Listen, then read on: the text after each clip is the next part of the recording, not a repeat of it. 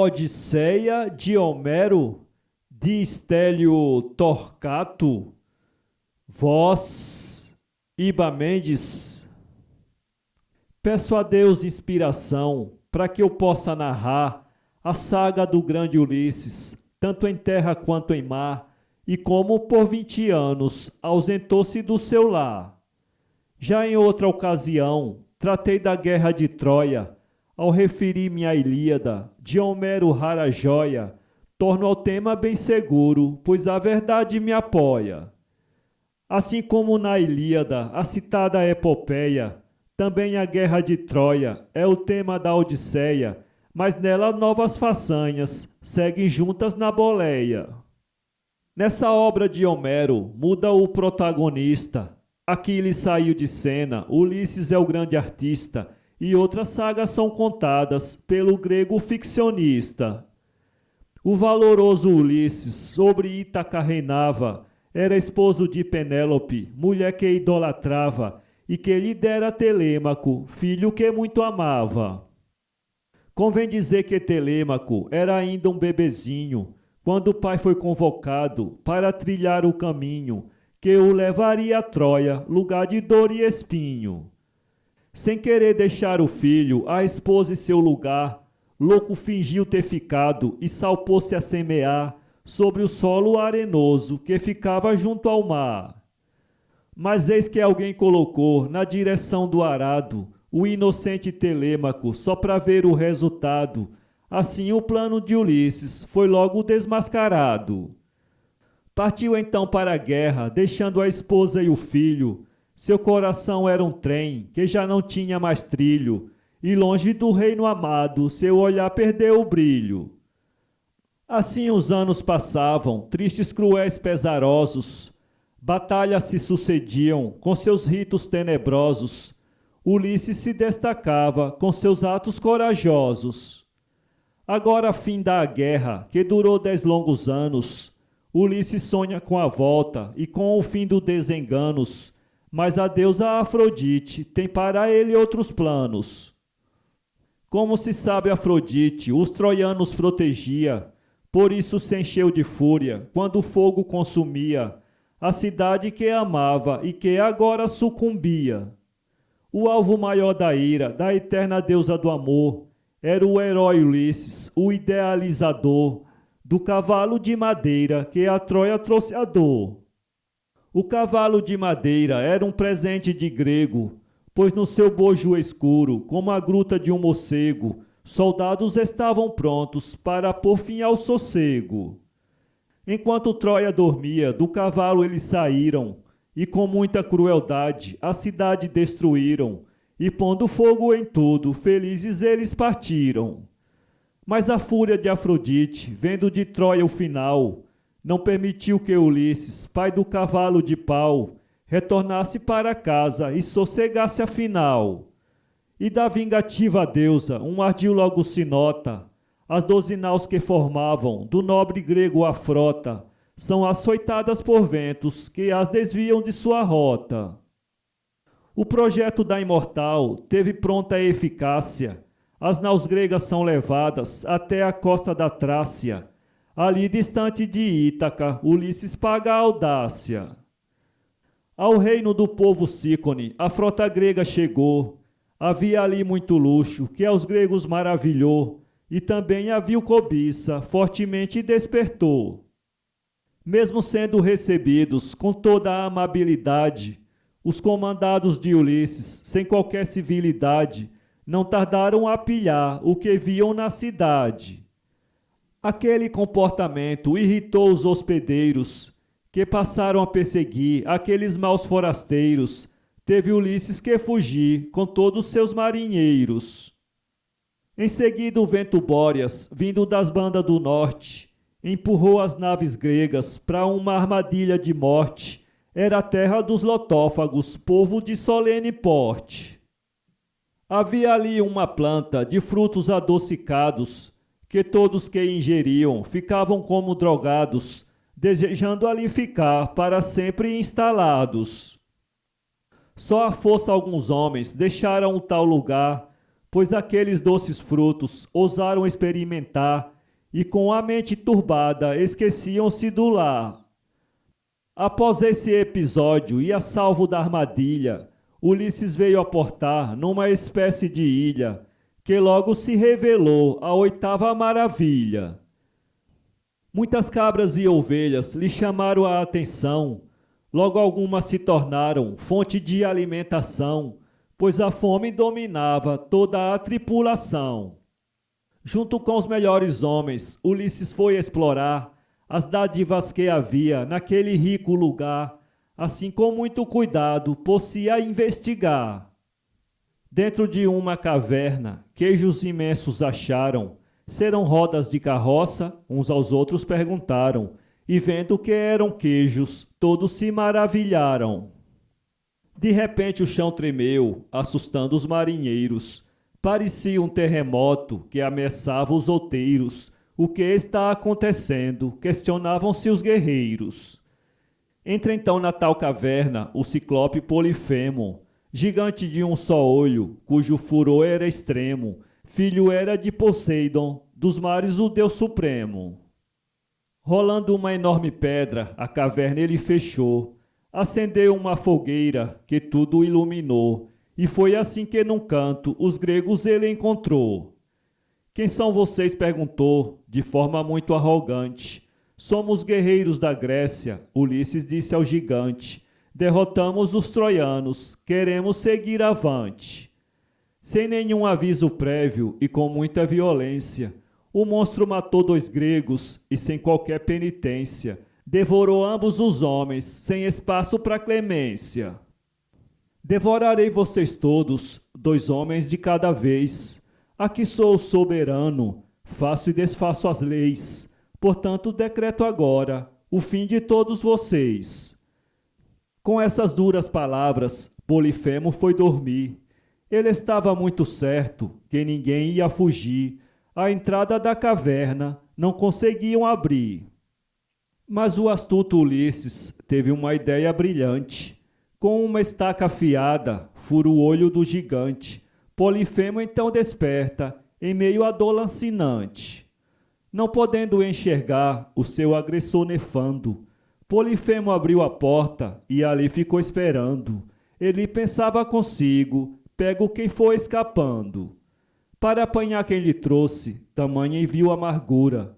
O que passava na porta daquela caverna escura era logo apalpado pela imensa criatura. Ulisses, vendo ovelhas no covil do encrenqueiro, amarrou cada soldado ao ventre de um carneiro. O cego tocava lã, sem perceber o guerreiro. Assim Ulisses livrou a cada um dos seus pares. Mas o pai de Polifemo, Poseidon, o deus dos mares, irou-se contra os gregos que iam para seus lares. A fúria do deus marinho atingira altos níveis. Foi então que tempestades e maremotos incríveis afligiam as naus gregas com dissabores terríveis. Superando os percalços, o herói da Odisseia ia urdindo cada trama da homérica epopeia. Foi assim que aportou nas ricas terras de Eia. Quem reinava sobre Eia era Cícia a feiticeira. De Hélio, deus do sol, era uma filha faceira. Logo os gregos notariam que era muito matreira. Ulisses tinha escolhido alguns homens para espiar. Se tinha bom coração, o povo do tal lugar. Viram então um palácio onde alguém estava a cantar. Era Cícia quem cantava, com voz doce de veludo. Os espias encantados, sem espada e sem escudo, aproximaram-se dela, que estava atenta a tudo. Leões e lobos bem mansos rodearam os soldados. Cícia ofereceu aos homens mel e vinho enfeitiçados. Depois, com uma varinha, foram os porcos transformados. Mas o espião Euríloco, que não seguira os demais, tudo aquilo observava, aflito cada vez mais. Foi então até Ulisses, o seu comandante audaz. Informado do ocorrido, Ulisses tomou a espada e, decidido a lutar, partiu ele em disparada. Mas eis que alguém o reteve numa curva da estrada. Em pessoa o deus Hermes, o mensageiro imortal, trazia algo para o grego que o livraria do mal, que lhe pudesse fazer a feiticeira infernal. O deus lhe deu uma planta que anulava a magia, da bebida enfeitiçada que se oferecia. Ulisses acolheu a oferta que Hermes lhe estendia. Protegido pela planta, por Hermes oferecida, Ulisses foi até Circe e consumiu-lhe a bebida. Sem o efeito esperado, Circe falou comovida. Certamente é Ulisses que veio me visitar, pois somente o rei de Ítaca não poderia afetar o elixir encantado que acabaste de tomar. Sim, eu sou o rei de Ítaca, Ulisses é o meu nome. Tua bebida não me afeta, não me importa quanto eu tome.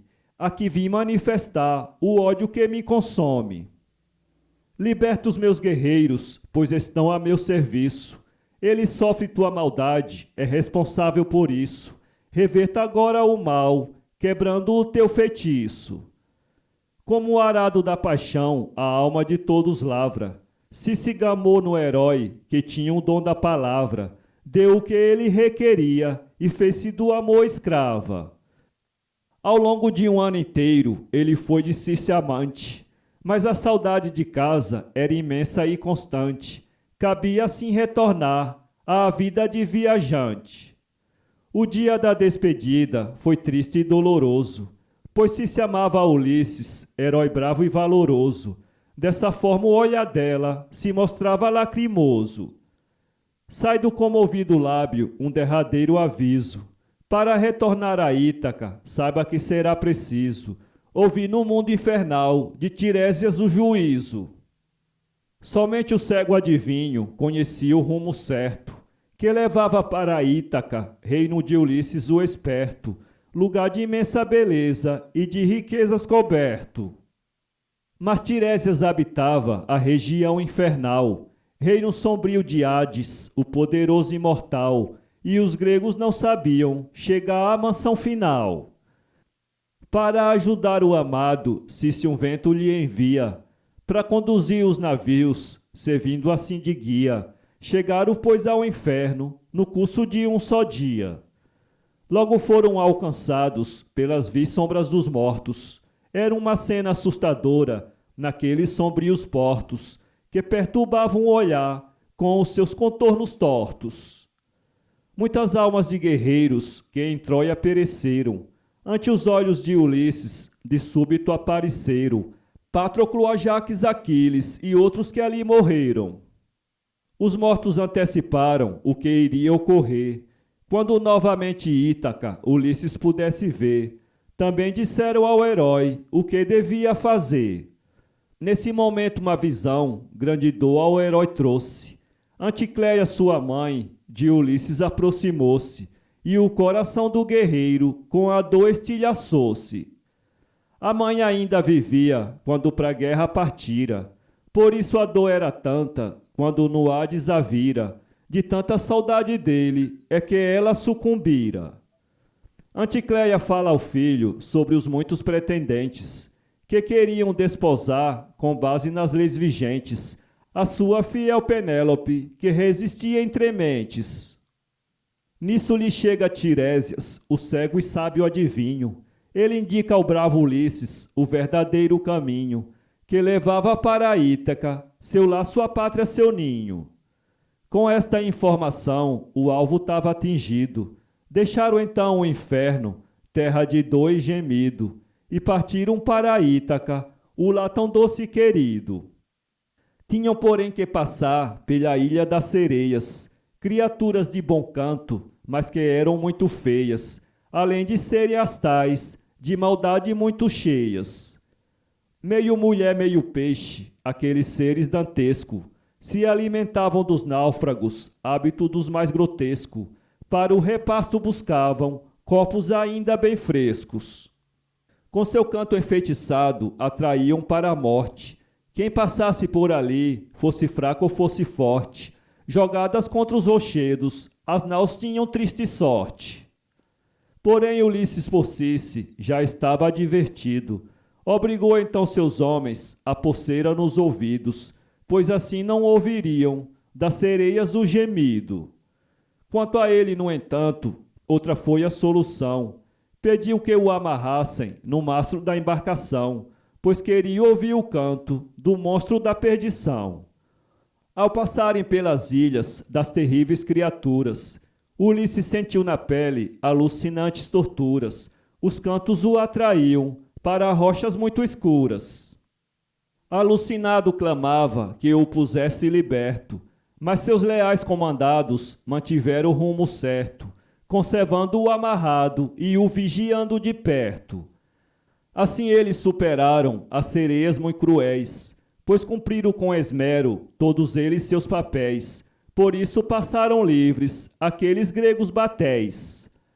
Depois disso, entretanto, a frota não foi poupada.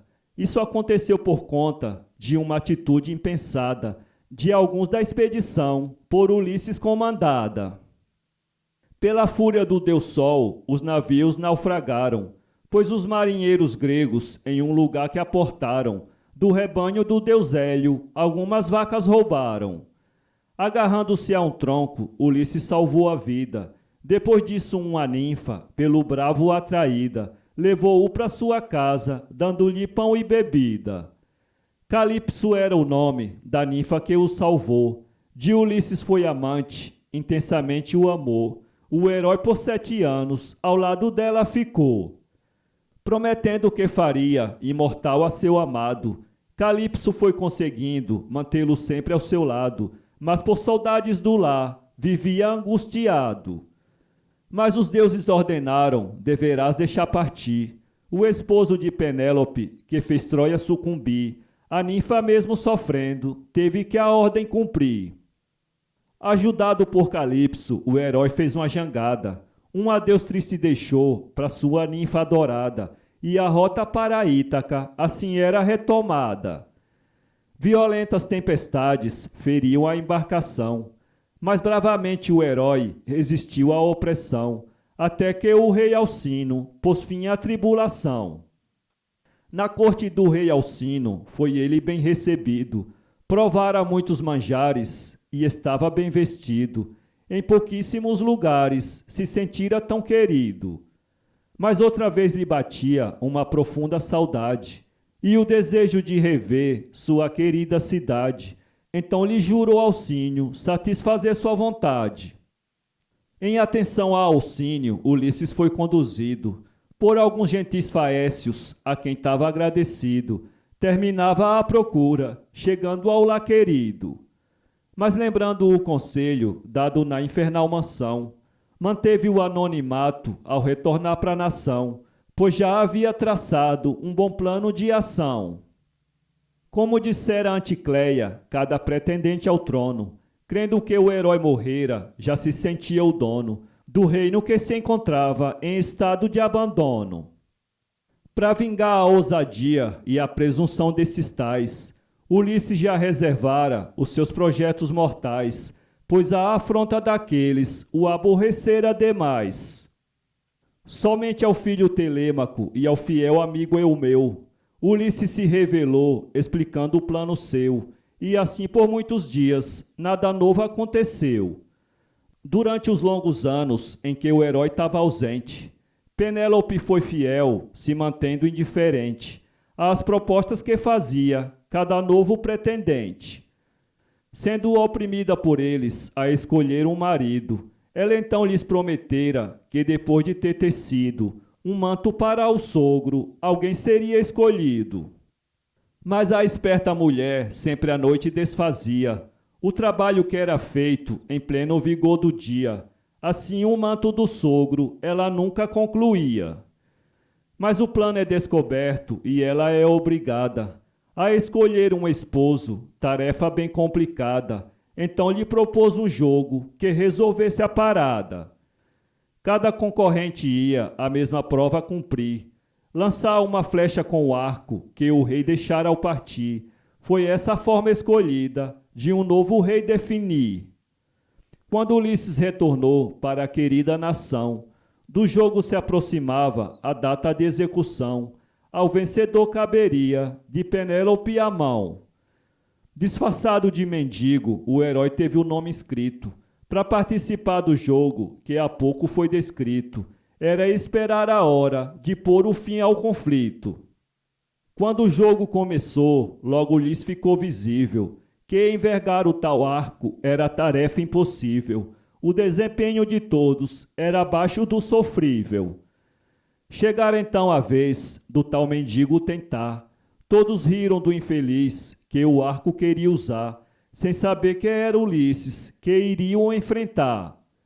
Tomando nas mãos o arco, retesou facilmente, e através da tal arma, cada reles concorrente encontrou morte cruel, tombando rapidamente. Concluída a vingança, Ulisses se revelou, alegrando a esposa, que ardentemente o abraçou, e a longa separação dessa forma se acabou. E aqui termina a saga de Ulisses Grande Rei. Peço desculpas a todos se de algo não lembrei, e espero ter agradado pelos fatos que narrei.